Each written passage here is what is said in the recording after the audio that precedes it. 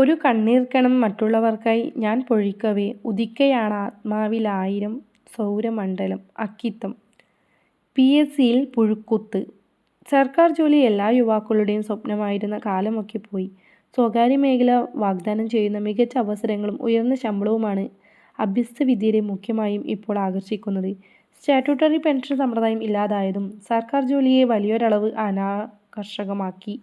എങ്കിലും ഇപ്പോഴും സർക്കാർ ജോലിയുടെ സ്ഥിരതയിൽ ആകൃഷ്ടരാകുന്ന വലിയ വിഭാഗങ്ങളുണ്ട്.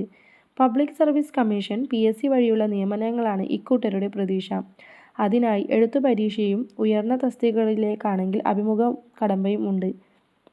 സമർപ്പണ ബുദ്ധിയോടെ ഈ പരീക്ഷകൾക്ക് തയ്യാറെടുക്കുന്നവരുടെ എണ്ണം ഇപ്പോഴും അത്ര കുറവല്ല.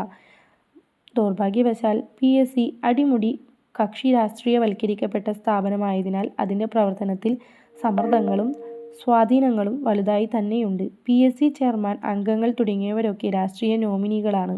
അതതു കാലത്തു ഭരിക്കുന്ന കക്ഷികളുടെ നിയന്ത്രണത്തിലാണ് സ്വതന്ത്ര സ്വഭാവം ഉണ്ടായിരിക്കേണ്ടതായ ഈ സ്ഥാപനത്തിൻ്റെ പ്രവർത്തനം.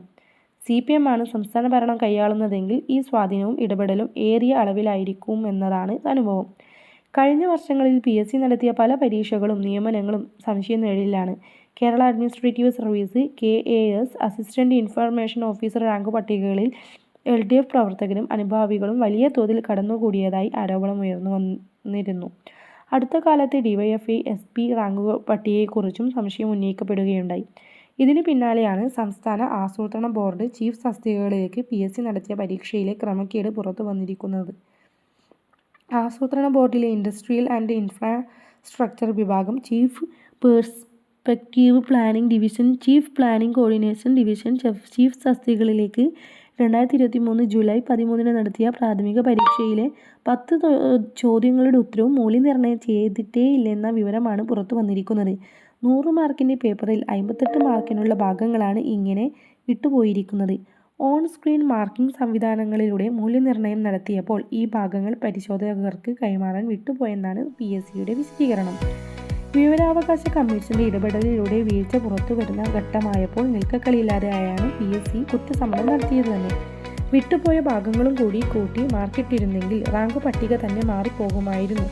എന്നാൽ 10 ചോദ്യങ്ങൾ ഒഴിവാക്കിയുള്ള റാങ്ക് പട്ടികയുടെ അടിസ്ഥാനത്തിൽ 3 തസ്തികകളിൽ 2 എണ്ണത്തിൽ നിയമനമായി കഴിഞ്ഞു. നിയമനം നേടിയവർ LDF അനുഭാവികളാണെന്ന് ആരോപണമുയർന്നിട്ടുണ്ട്. ഒഴിവായിപ്പോയ ഭാഗം വീണ്ടും മൂല്യനിർണ്ണയം നടത്തി പുതിയ റാങ്ക് പട്ടിക തയ്യാറാക്കണമെന്നാണ് PSC ഇപ്പോൾ പറയുന്നത്. ഇതിനകം നിയമനം ലഭിച്ചവരുടെ കാര്യത്തിലെ തുടർ നടപടി അഡ്മിനിസ്ട്രേറ്റീവ് ട്രിബ്യൂണലിൻ്റെ തീരുമാനത്തിന് വിധേയമായിരിക്കുമെന്നും വ്യക്തമാക്കി. സ്വാഭാവികമായും ഇവരുടെ നിയമനം റദ്ദാക്കുന്നതിലാകും കാര്യങ്ങളെത്തുക. LDF സർക്കാരിൻ്റെ കാലത്ത് PSC നടത്തിയ പല പരീക്ഷകളും നിയമനങ്ങളും ഇതോടെ സംശയനിഴലിലായിരിക്കുകയാണ്. PSC അംഗങ്ങളും ഒരു വിഭാഗം ഉദ്യോഗസ്ഥരും സംഘടനാ നേതാക്കളുമൊക്കെ ചേർന്ന് ക്രമക്കേടുകളും ഇടപെടലുകളും നടത്തിയതായുള്ള ആരോപണങ്ങൾക്കാണ് പുതിയ സംഭവ വികാസം ബലം പകർന്നിരിക്കുന്നത്. സർക്കാർ ജോലിക്കുള്ള നിയമപ്രക്രിയ നടപടികൾ പാലിച്ചും പക്ഷപാതരഹിതമായും സമ്മർദ്ദമുക്തമായും നടത്തപ്പെടേണ്ടതിനാൽ സംശയമില്ല. പക്ഷേ അതല്ല സംഭവിക്കുന്നതെന്നാണ് വസ്തുത. ആ അവസ്ഥ മാറ്റം വരണം. PSCയുടെ സ്വതന്ത്ര സ്വഭാവവും സത്യസന്ധമായ പ്രവർത്തനവും ഉറപ്പുവരുത്താൻ UDF സർക്കാർ മുന്നോട്ട് വരണം.